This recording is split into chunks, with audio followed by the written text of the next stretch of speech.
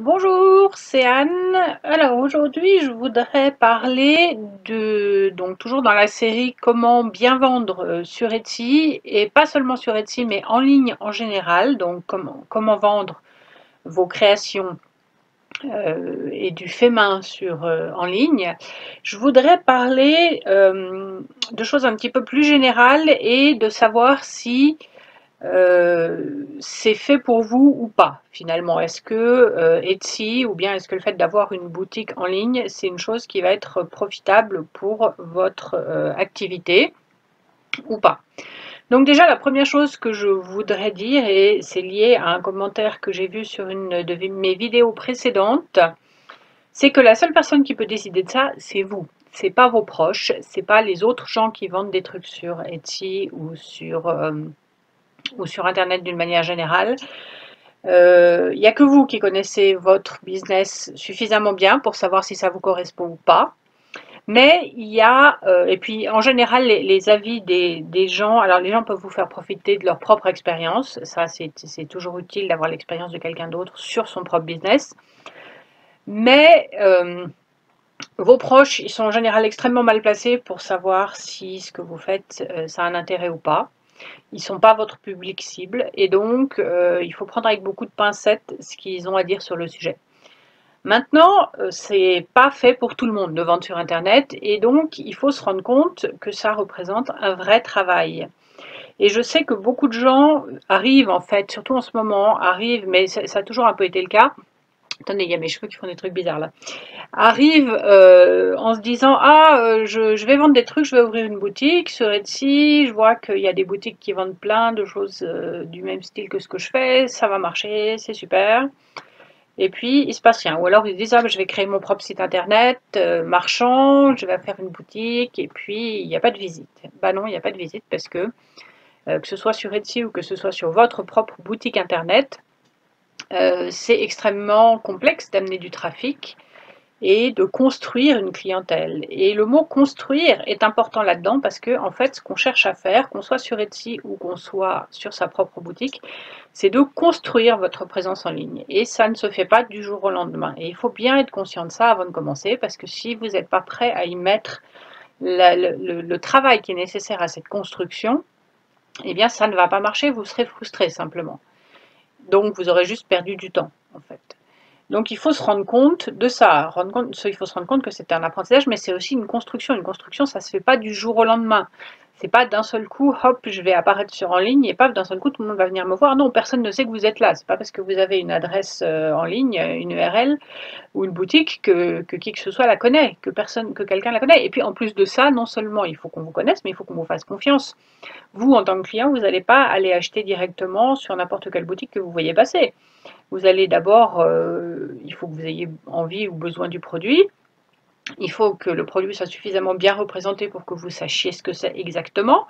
Il faut que vous ayez confiance dans la boutique, parce que il y a quand même en ligne beaucoup de boutiques qui sont des scams, en fait, c'est des arnaques. D'accord. Et donc, il faut, pour faire tout ça, il faut du boulot pour construire cette confiance-là, pour convaincre les clients d'acheter chez vous et en plus, ne serait-ce que, enfin, juste pour les attirer chez vous. Alors, une plateforme comme Etsy, elle a l'avantage qu'il y a déjà beaucoup de trafic qui vient tous les jours. Il y a déjà une énorme base, en fait, de clients qui achètent sur Etsy ou qui sont attirés par Etsy.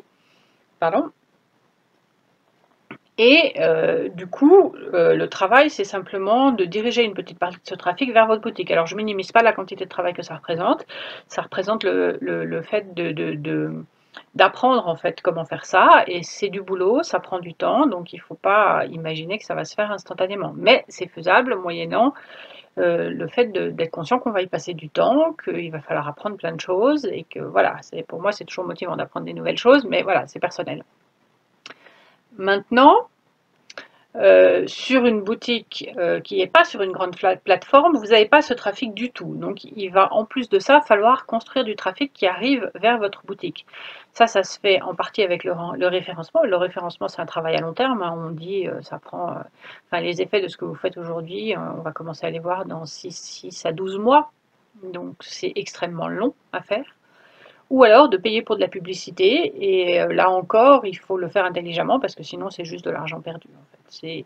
La publicité, c'est utile si vous ciblez bien qui la voit, si vous avez quelque chose de convaincant à vendre. Et sinon, vous envoyez juste du trafic que vous payez, mais pour rien en fait, vers une boutique parce que c'est des gens qui ne vont pas acheter.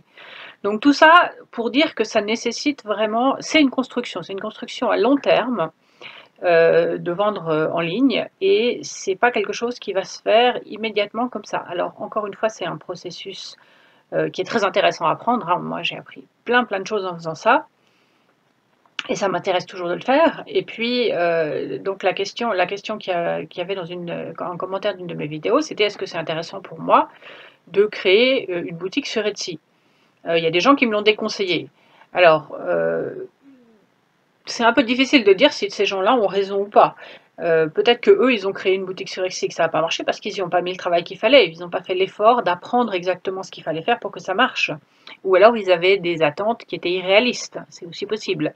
Il faut se méfier d'une chose, c'est que quand vous allez dans des forums de discussion, en particulier les forums Etsy, mais c'est vrai d'une manière relativement générale, sauf si vous êtes vraiment dans des groupes, comme par exemple mon groupe fait main, enfin vendre du fait main sur Facebook, où les gens sont là avec l'idée de développer ce qu'ils savent faire ou ce qu'ils ne savent pas faire, mais de développer leur business et donc ils sont là dans une dynamique positive.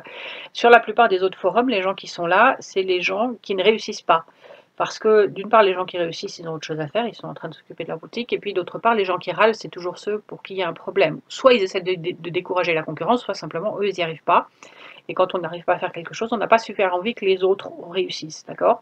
Donc il faut un petit peu se méfier de l'atmosphère négative et de l'atmosphère de râlage permanent qu'on trouve sur beaucoup de forums. C'est une des raisons pour lesquelles dans mon groupe Facebook, que vous pouvez rejoindre, c'est un groupe gratuit et libre, simplement il faut répondre à des questions avant. Et une des questions, c'est d'être là pour progresser, c'est-à-dire d'être là pour être positif et pas d'être là juste pour se plaindre que ça ne marche pas comme on veut, d'accord? Et c'est une des raisons, c'est ça, c'est que d'abord ça va sélectionner les gens qui ont vraiment envie de progresser, qui sont là pour les bonnes raisons et pas pour les mauvaises. Puis accessoirement, tiens, n'oubliez pas vraiment pas de répondre à ces questions parce que à partir de maintenant, toutes les demandes d'adhésion au groupe qui n'ont pas de réponse aux questions, je les refuse systématiquement. Avant, j'attendais un petit peu, mais plus maintenant, j'ai pas le temps. Et puis, je recommence à recevoir aussi des réponses qui n'ont rien à voir avec les questions. Donc ça marche pas non plus. Pour moi, c'est des robots qui font ces demandes-là. Donc si vous n'êtes pas un robot, vous pouvez répondre de manière intelligible aux questions que je pose. Et donc, faites-le si vous voulez vraiment intégrer le groupe. Voilà, mais donc méfiez-vous beaucoup des opinions des autres en ce qui concerne est-ce que je dois faire ça ou est-ce que je ne dois pas faire ça. Moi, je peux vous dire que mon expérience personnelle, c'est que mes boutiques Etsy, et je suis sur Etsy depuis longtemps, hein, je suis sur Etsy depuis presque depuis le début de l'existence d'Etsy. Là maintenant, cette année, avec une année qui est un petit peu évidemment compliquée pour les artisans, puisque moi je suis artisan à la base, si j'avais pas Etsy, j'aurais plus de revenus, d'accord? Donc clairement, Etsy c'est la base de mon revenu, c'est possible de le faire. Maintenant, ça a pris du temps et ça a pris du travail journalier pendant des années et des années. Donc n'imaginez pas que ça va venir comme ça d'un seul coup juste parce que vous avez ouvert une boutique et puis voilà. Et puis dans une boutique, il y a toujours des choses à améliorer et il faut lutter contre la concurrence dans le sens où si vous faites rien, il y a d'autres boutiques en parallèle, que ce soit sur Etsy ou sur Internet, ça change rien. Enfin sur Google en général, il y a d'autres boutiques qui elles sont actives et qui vont prendre votre place simplement parce qu'elles vont faire ce qu'il faut pour être vues. Et donc, c'est jamais, quand on parle, il y a beaucoup, c'est la mode en ce moment de parler de revenus passifs. Le revenu passif, ça n'existe pas sur Internet parce que si vous êtes passif complètement, votre boutique va disparaître simplement parce qu'elle ne sera plus suffisamment, elle aura plus suffisamment d'activité pour intéresser les moteurs de recherche. Les moteurs de recherche, que ce soit celui d'Etsy ou Google, ils cherchent à proposer à leurs clients des choses qui sont à la page, des choses qui sont récentes, des choses qui vont intéresser les gens parce qu'elles sont récentes. Et du coup, s'il n'y a pas d'activité récente sur vos sites, simplement petit à petit, il y a des boutiques qui ont ou des sites qui ont des activités plus récentes qui vont passer devant. Donc le concept de revenu passif n'existe pas, c'est une fausse idée, et si c'est ça que vous attendez, que vous cherchez sur Internet, vous allez être déçu, forcément, parce que c'est pas comme ça que ça se passe. Alors par contre, si vous avez envie d'apprendre comment on développe tout ça, mais je vous invite à rejoindre mon groupe. Donc encore une fois, c'est vendre du fait main sur Irlandaise. Et encore une fois, il faut répondre aux questions et il faut répondre aux questions correctement. D'ailleurs, c'est possible que je rajoute quelques questions parce que je veux vraiment trier les gens qui sont vraiment intéressés ou pas, parce que sinon, voilà. L'autre jour, il y a eu quelqu'un qui s'est inscrit sur le groupe et la première chose qu'elle a posté, c'était je veux vendre ma voiture, voilà les photos et tout. Je l'ai immédiatement giclé, on est bien d'accord, sans poser de questions, sans un message, sans rien, parce qu'on n'est pas là pour ça, on n'a pas de temps à perdre avec ça. Voilà. Donc, eh bien, si cette vidéo vous a été utile, et le fait de savoir ce qu'on peut faire et ce qu'on ne peut pas faire, et quelles sont ses limites, c'est quelque chose d'utile, je tiens à vous le rappeler, hein, de savoir que peut-être c'est pas pour vous de vendre sur Internet, c'est tout aussi utile que de se dire, tiens, je vais peut-être essayer. Simplement, voilà, il faut se connaître bien et savoir ce qu'on est prêt à faire ou ce qu'on n'est pas prêt à faire. Donc, si cette vidéo vous a été utile, je vous invite à la liker et puis à vous abonner à ma chaîne, et parce que comme ça vous serez au courant de quand est-ce que je poste d'autres vidéos, donc toujours sur le thème de comment bien vendre sur Etsy en général, enfin en particulier, et sur Internet en général. Et je vous retrouve bientôt. Ah oui, et puis le lien vers mon groupe Facebook est dans la description de cette vidéo. À bientôt!